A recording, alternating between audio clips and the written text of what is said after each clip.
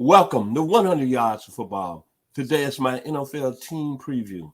It's America's team, the Dallas Cowboys. So if you like the video today, please come in and share it. I'm your host, Vincent Turner. And special thanks to my producer who's making it happen today. He's the reason I'm here doing these great videos, my man, Mr. Jeremiah Long. So let's get to the Dallas Cowboys. They are my favorite team. I've been a fan of theirs since 1966. That's right. I was 6 years old when I learned about the Cowboys with Don Meredith, Dan Perkins, Bullet Bob Hayes, Chuck Howley, Bob Lilly, Cornell Green, Mel Renfro. I was a Cowboys fan till the day I die, baby. Dan Meredith was the quarterback. So I think I got a lot to say about the Cowboys organization. The Cowboys have won Super Bowls with Roger Staubach at the quarterback position. Then they had that great run in the 80s, the early 80s. Emmitt Smith, Michael Irvin, Troy Aikman, the triplets, Leon Lett, Kenny Norton Jr. before he traded and went over to San Francisco, Darren Smith, Kevin Smith, Deion Sanders, Brock Marion, Dan Woodson, Russell Maryland. I'm sorry if I left anybody out, Charles Haley. But when you look at the Cowboys, they have not been back to the Super Bowl since 1996. That's 25 years. That seems like a long time ago. And a lot of things have happened since that time. And I'm so upset that Jerry Jones and Jimmy Johnson had to fall out they did. Because if Jimmy Johnson would have stayed, you're looking at a dynasty that could have reeled off at least 4 to 5 to 6 Super Bowls. Right now, maybe we wouldn't be talking about Bill Belichick with the New England Patriots. We'd be talking about Jimmy Johnson, but that's here now. Let's get to the Cowboys. Last year won the Eastern Division, went into the playoffs in the wild card round, and came away with another disappointing loss. But what really takes me back, and I'm going to be honest, and I don't care if I upset Cowboys fans, everything got to ride with your quarterback.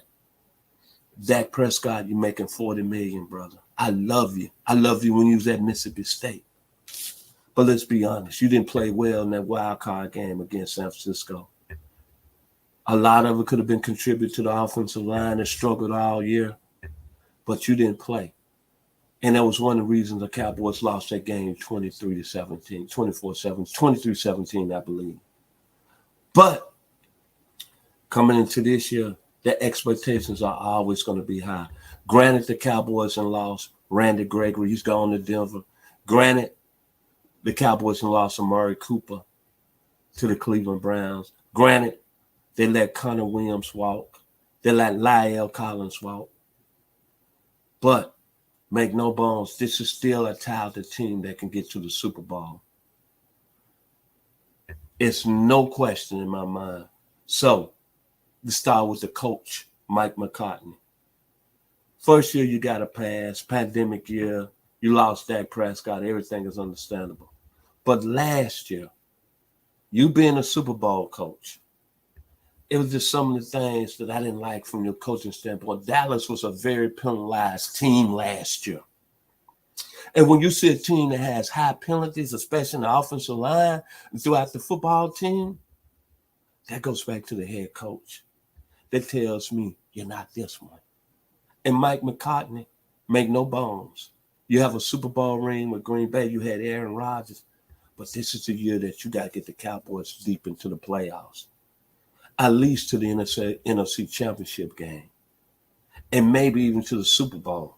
You might have to get to the Super Bowl because there's a young man that's breathing over your back by the name of Sean Payton. That's right. I said Sean Payton. See, Jerry Jones is going to turn 80 in October. So he ain't got much more time to be up in the box. He want to win that championship now. And if Dallas don't reach that goal of penalty this year, then you know what's going to happen? Sean Payton is going to come aboard and Steven going to probably take over the team. But right now, this is probably the most critical pressure year that I've been a Cowboys fan since 66 that I've seen coming into this season. And it gets underway Sunday night against Tampa Bay. Let's start with the offense. Dak Prescott. You came out like game busters the first 6 weeks of the season, bro. 16 touchdowns, 4 INTs. You had a 115 quarterback rating. Everybody was talking about you. Super Bowl. Could it be this year, Dallas? Then you had that calf injury. And you didn't play well, especially in that loss against Denver.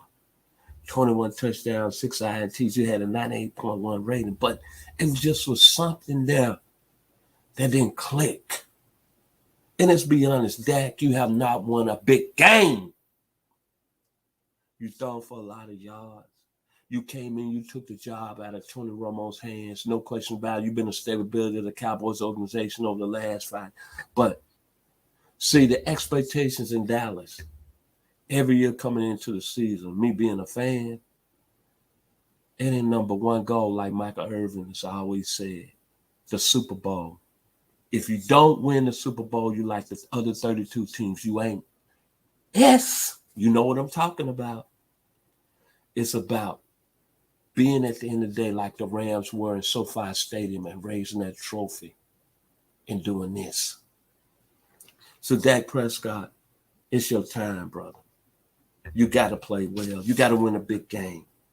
And for Dallas to be in that rim offensively, Ezekiel Elliott, when I saw you coming out as a sophomore at Ohio State, and I saw you rip Alabama defense up that night in the Superdome in New Orleans for almost 280 yards, and you had that 85-yard touchdown run, I said, this guy got the opportunity to be in one of the best backs to come in the league in the next 10, 20. I'm talking about Jim Brown type talent, Emmitt Smith type talent. You came out game busted your first 4 years, but you've had injuries. But your last 2 years, you averaged 61 yards a game, 4.2 yards a carry. Man, for the Cowboys, listen to me, Cowboy Nation. For the Cowboys to get deep in the playoffs, I'm going to go on beyond winning the division. They're going to still win the division. Ezekiel Elliott has got to get back to where he was, going over 100 yards rushing. It can't be like that, or Dallas is going to struggle and be on the borderline. Then you got to look at Tony Pollard out of the 901, Orange Mound. What role you going to have? To me, honestly, I have both of them in the backfield. Last year, Tony had 101 touches, over 1,056 yards. He had 169 touches, 5.5 yards a touch. Then he to return the kickoff for a touchdown. Very explosive player. So ain't no time to be messing around offensively. Get your best players on the field. Now at the wide receiver position. CD Lamb, it's your time, baby. You want to be number one? You got it. Amari Cooper is not there. I like what you did last year, 79 receptions, 1,102 yards. Even though the Cowboys lost Amari Cooper and they let Cedric Wilson go, another 901 guy, Orange Mound, they went to Miami by way of Boise State. James Washington comes over from Pittsburgh. He's been solid over there, not what you thought coming out of Oklahoma State, but he's a guy that can really, really, really strive in this offense of the Dak Prescott. He's going to get some looks. But the guy that's going to play a key part of the receiver position, I really feel it's Jalen Tolbert, South Alabama. Mobile in the house. Hank Aaron, Willie McCovey, Willie Anderson, Hanford Dixon. In his career, South Alabama, 178 receptions, 3,100 yards, 22 touchdowns, average 17.6 yards a catch. You the guy, based on the fact Michael Gallup is not going to be ready the first month, you the guy that's got to make that ascension quickly, because you're going to get most of the looks early on, and you're going to get man coverage. Jalen Tolbert has got to be huge. Now on the defensive side of the ball, going back to the offense, and I'll be reminiscing, it's going to be everything going to be centered around the offensive line. I'm getting ahead of myself, but let me talk about the offensive line. Connor Williams, you was a great football player at Texas, but, man, you killed me a lot of times. And when you was with Dallas, you led the league in penalties. I hate to say it, but, man, I'm kind of glad that you've left the Cowboy Nation. You was a liability on the offensive line. You had big penalties every time the Cowboys played in big games. And I believe you had 2 in the playoff games, in the playoff game against Frisco. Then Lyle Collins, I understand what you need to do, brother. You was an undrafted free agent. You came here. You should have been drafted. The problem you had, reason you didn't get drafted. So I understand you want to get big money. And I'm happy that you went to Cincinnati and got your money. But the offensive line, this is the key. Tyron Smith, you got to be healthy this year, brother. But the most important key, Claude, to the Cowboys being able to run the football this year in the offensive line is going to be Tyler Smith, Tulsa University. First-round draft pick. Big, 6'5", 330. I hope you don't get pushed around like Connor Williams doing it. If you come in and on that left side, team up with Tyron Smith, the Cowboys' offensive line is going to be strong next year, and it's not going to be no worries. And, of course, Zach Martin is always an all-pro player. Now let's go to the defensive side of the ball. I've been saying this for a long time to other Cowboy fans across the nation. And a young man, Chris, that I work with on Thursday night on my other job. The one thing, he's another Cowboy fan, and every year we go at it, we talk about what the Cowboys, and we talked about it last Thursday night. The one thing, when I look back at the Cowboys' success in the 90s, when they were a very balanced football team under Jimmy Johnson, was the defensive line. It was the tackle position that made the Cowboys strong. Charles Haley brought that heat on the outside. No question about it. But it's what they had in the middle at the nose tackle, D-tackle spots. Russell Maryland, Leon Lett, Jimmy Jones, Chad Hennings. The Cowboys have not drafted a lineman of that caliber since that time of NFL Pro Bowl caliber. So to me, for the Cowboys to be really strong defensively, you got all the other toys and outside parts and DeMarcus Lawrence. You got Michael Parsons that had 13 sacks last year, over 20 tackles for loss, 22 quarterback hits. And DeMarcus Lawrence he's had 14.5 sacks over 3 seasons, but I take that because he's been hurt. You still got 2 guys that can get up the field, regardless of what Randy Gregory took his money and went to Denver. The thing with the Cowboys have to have, who's going to be that guy in the middle? Can it be Nevin Gallimore, who's ready to ascend after his 3rd year in the league, or Carlos Watkins? So you got to get big-time play from that D-tackle position. And that's what the Cowboys had during their last Super Bowl run. Russell Maryland, Jimmy Jones, Tony Tolbert, and Chad Hennings. They took up the middle. And, of course, I like them bringing back Lyndon Van Den Esch.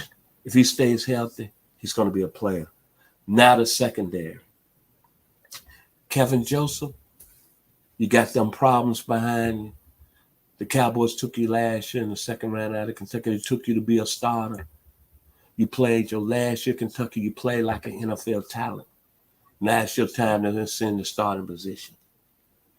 Jaron Kearse, you are outstanding safety along with Malik Hooker. Phenomenal football players, played very solid last year. Trayvon Diggs, no question about it. You became a Pro Bowl corner, baby. 11 interceptions. But Trayvon, I'm going to tell you something to be great. I did a video today on Willie Brown, and you need to look at that film. But to be great, the great ones, Willie Brown, Len Barney, Mike Haynes, Lester Hayes, Frank Minifield, Hanford Dixon, Deion Sanders. They didn't give up 1,000 yards, receiving yards in the season. You got to take the next step if you're going to be great, man. I love the interceptions, but you got to cut down on the yardage, giving up. And then the nickel corner, Anthony Brown and Jordan Lewis. Anthony Brown, I'm going to be honest with you. Last year, you was a liability, brother. I keep going back to that Las Vegas Raiders game when you had like 4 interception penalties. I keep going back when you had a plenty to call against you in San Francisco. You're a 5-year veteran. You got to play better, man. You got to be the guy that steps up and controls the secondary. You was a 6th-round pick out of Purdue. You came in, you made the team, you played at a great level.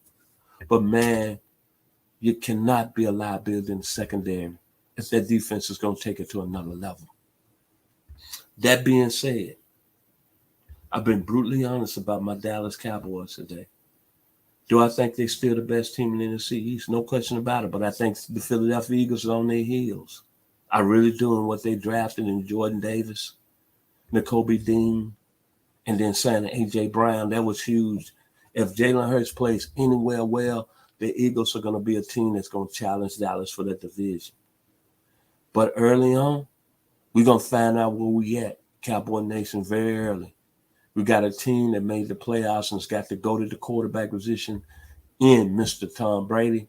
In that second week, we got the Super Bowl representative out of the AFC. We got Jamar Chase and Joe Burrow coming up.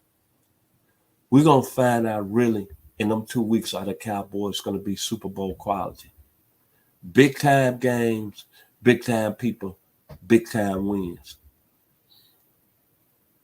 All said and done. For Dallas to really send Dak Prescott, when it gets to that moment, you got to take the Cowboys over the top, baby. That's what great quarterbacks do. That's what champion quarterbacks do. You can win all the regular season games. You can have all the regular season stats. But ask Matthew Stafford how he feel today. He won a Super Bowl and got his team over the top with the Rams. He went from Detroit to L.A. First year in L.A., Super Bowl champion. It's no time right now to be wasting. Mr. Prescott and Cowboy Nation, the pressure is on. Mike McCartney, make no bones, brother. It's deep in the playoffs or you out of there. Hell, might have the coach on the staff and Dan Quinn lurking. And remember this, Jerry Jones is starting to get very impatient. He'll be 80 years old in October. He hasn't tasted that trophy since 1996. That's a long time, brother. That's a long time. No question about it. America's team, it's a pressure organization to play for. You're going to be on national television. You got probably the best facilities out there in Frisco, Texas in the National Football League. And you one of the most powerful franchises in all the professional sports. $billion. That's why Dallas is America's team. Think about this. The Cowboys have not been to a Super Bowl in 25 years, but every year the Cowboys fan base and nation comes out of everywhere. And before that first game, I don't care who we have at the quarterback position. I don't care who running the team. It's Super Bowl or bust, baby. That's why it's still the greatest organization in all pro football. Because it's had some of the greatest players, from Roger Staubach, Tony Dorsett, Ed Too Tall Jones, Leroy Jordan, Michael Irvin, Troy Aikman, Emmitt Smith, Alvin Harper, help me Jesus, Darren Smith, Charles Haley, Deion Sanders, Tony Romo, Jason Witten, Tyron Smith, Fozea Adams. It's still one of the greatest organizations. Leonard Davis, Patrick Creighton, the late great Marion Barber too. Felix Jones, Darren McFadden, Dan Perkins, Bob Hayes, Drew Pearson, Mel Renfro, Benny Barnes, Mark Washington, Tom Hollywood Henderson. That's why the Cowboys are America's team, baby. If you like the video today, please come in and share it. Very special thanks to my producer, Mr. Jeremiah Long. Thank you, man. I wouldn't be where I'm at today doing this. It's fun. And to the Cowboys Nation, ride like a wind. From a fellow Texan, Christopher Cross, and ride like a wind. It's football time in Dallas, baby. Cowboy Nation, Super Bowl or bust. It's that simple with me. Thank you for watching today here